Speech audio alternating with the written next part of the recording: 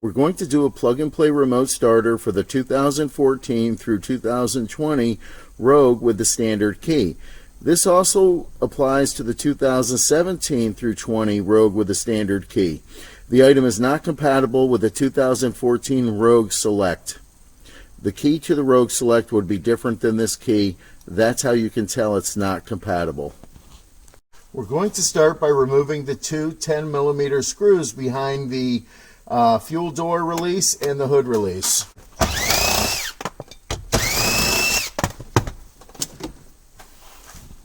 We're going to use our plastic tool to remove the side cover to the dash.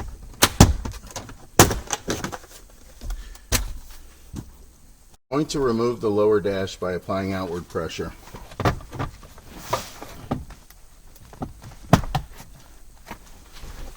We're going to use our plastic tool. We're going to remove the lower dash. We're going to unplug each of the switches located on the dash. We have all the switches unplugged. We're just going to let the dash hang down. We're going to remove the 10mm here and here.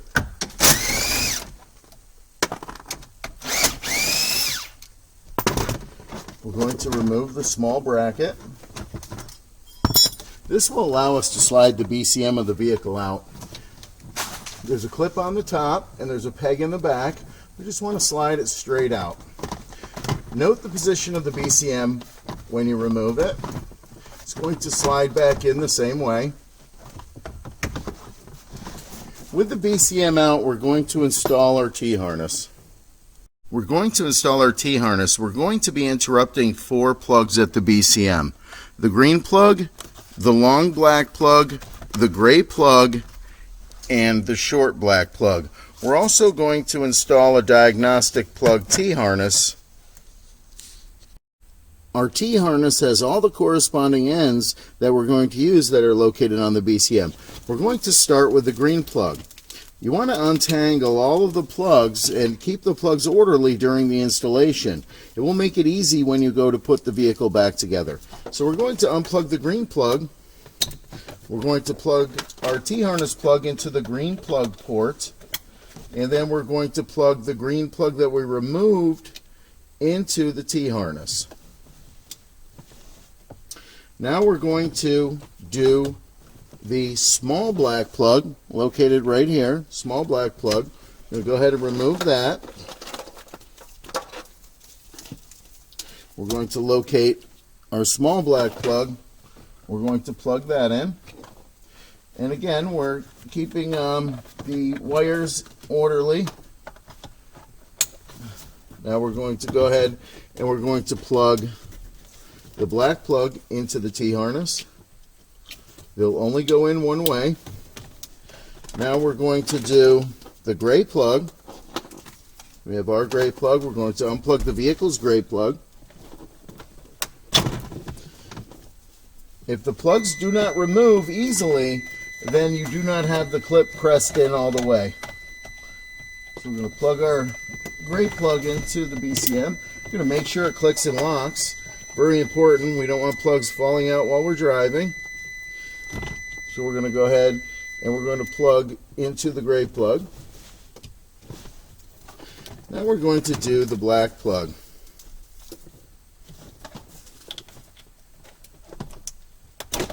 Go ahead and unplug the black plug. Plug our black plug in. Going to make sure it clicks and locks. And we're going to plug the black plug that we removed from the BCM into our T-harness.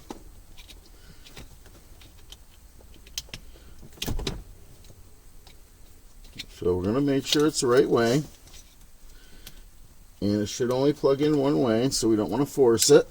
And we want to make sure it clicks and locks. We have all of our BCM plugs plugged in. We're going to go ahead and install our diagnostic plug T-harness. We're going to remove the diagnostic plug from its housing by pushing the ears in on the side and pushing the plug back through the opening. I'm going to push the ears in on the side, and then we'll be able to push the plug out the back. We're now going to locate the T-harness diagnostic plug, and we're going to snap it into the bracket. Now we're going to plug the vehicle's diagnostic plug into the T-harness.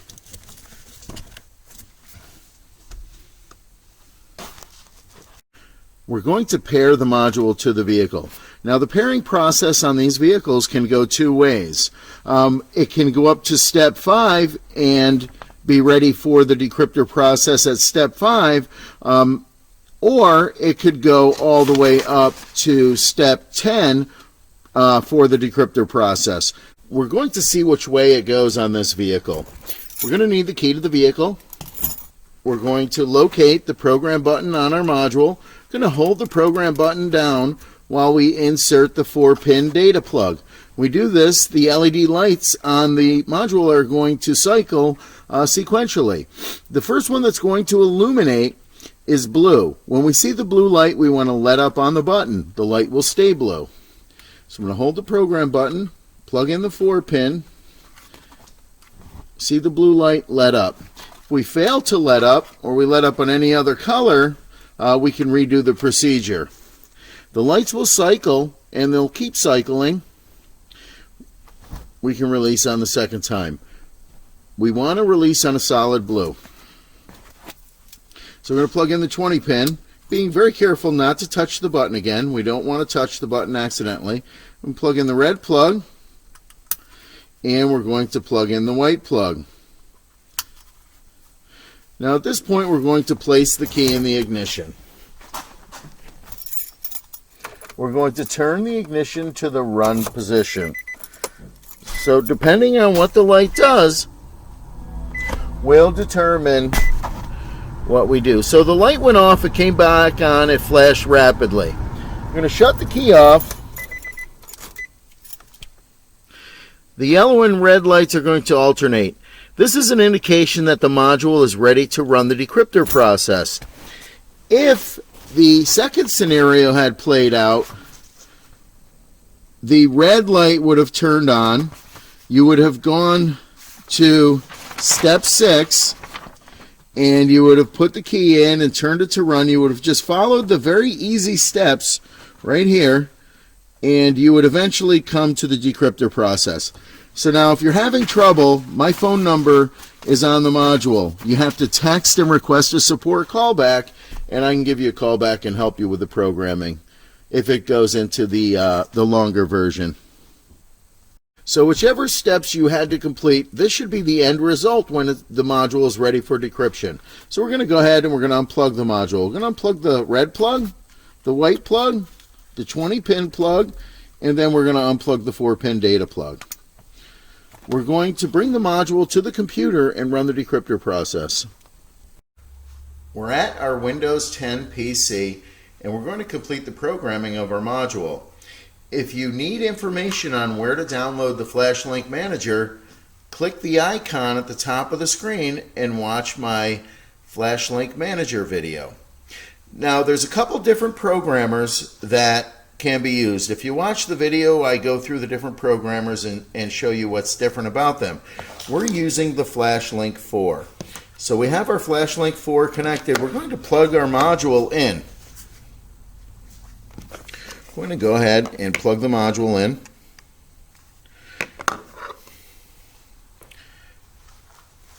The module is going to be recognized, and you're going to come up with a screen that looks like this. If you don't come up with a screen that looks like this, you have to click the gear cog icon right here and select Pro. If you have Wizard mode selected, you're going to have a different screen. I don't have Wizard mode because I'm a shop and I asked that it be disabled. So you want to select Pro or go to Pro mode and then follow the icons to get you ultimately to this screen. So I've already programmed the module. We've already done the data sampling steps. The only thing you have to do is run the decryptor option. So select decryptor. Now you're going to transfer the key data.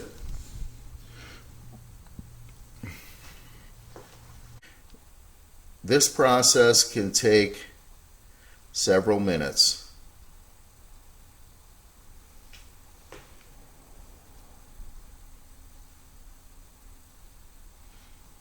Okay, so it was pretty quick this time. We're going to go ahead and wait for the unit to be updated.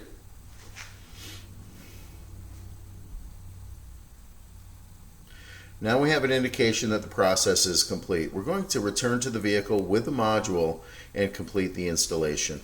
Disconnect the module. We're back at the vehicle. We're going to plug our module back in. This time we're not going to hold any buttons. We're just going to plug the module back in. We're going to start with a 4-pin data plug. We're going to then plug the 20-pin plug in. We're going to plug the white plug in. We're going to plug the red plug in. Now, one thing we can do to test to see if our module is actually communicating with the vehicle, we can press the lock button on our OEM remote. When we do this, the blue light is going to blink one time. This is an indication that the module is seeing the door lock pulses. We're now going to test our system. So we're outside the vehicle. We're going to lock our doors 3 times.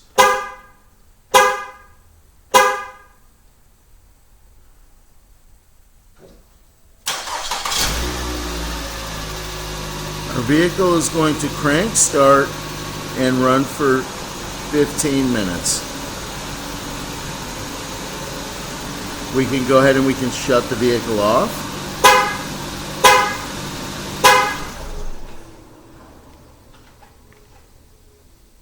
In the previous steps, we completed the basic installation. You would now put the BCM back in place and reassemble the vehicle. I'm going to show you the installation of our optional smartphone controller. If you purchased your kit with a smartphone controller, we've already configured the smartphone controller to plug directly into your system.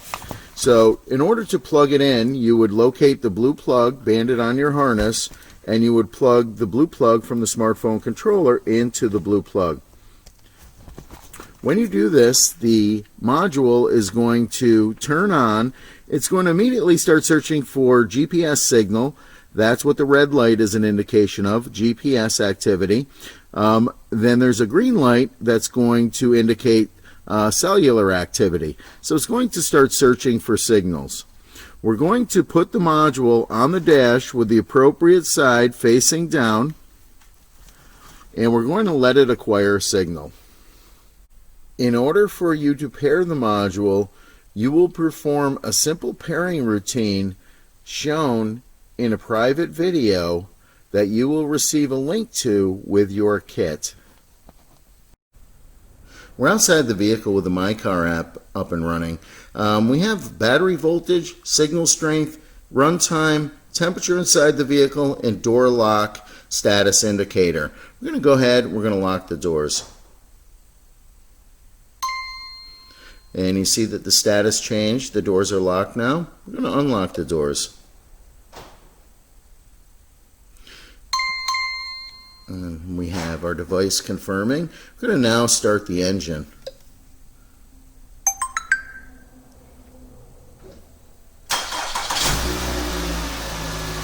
Now we'll get a runtime back here shortly. And we have our runtime.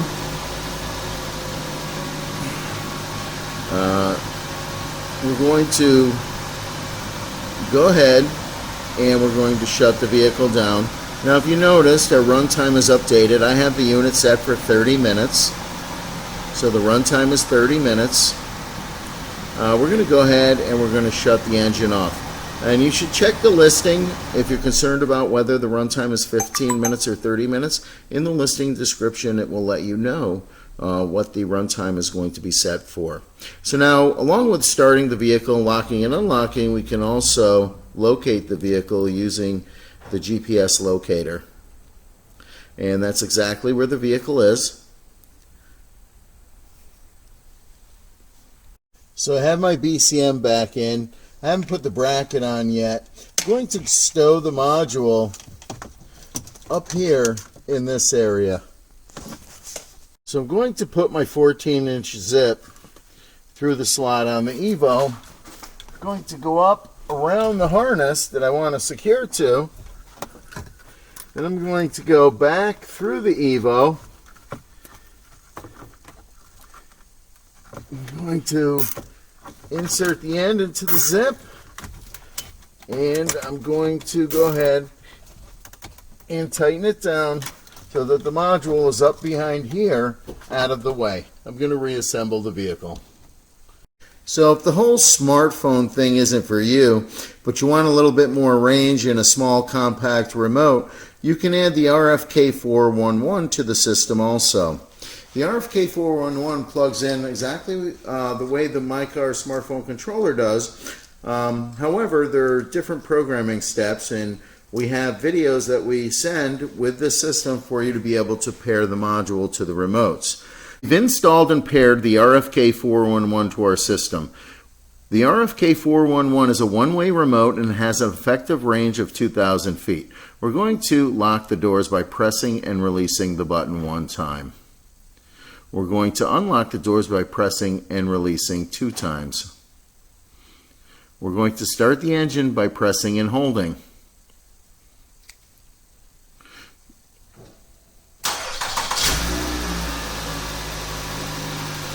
Now if you notice there's a blue LED blinking on the top of the windshield, that's the antenna to the RFK411. It's mounted on the inside of the windshield with 2-sided tape.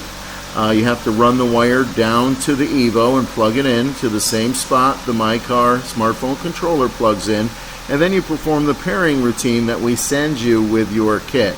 I'm going to shut the engine off. Now remember, no matter what RF antenna kit or smartphone controller you add, you can still start the engine using 3-lock.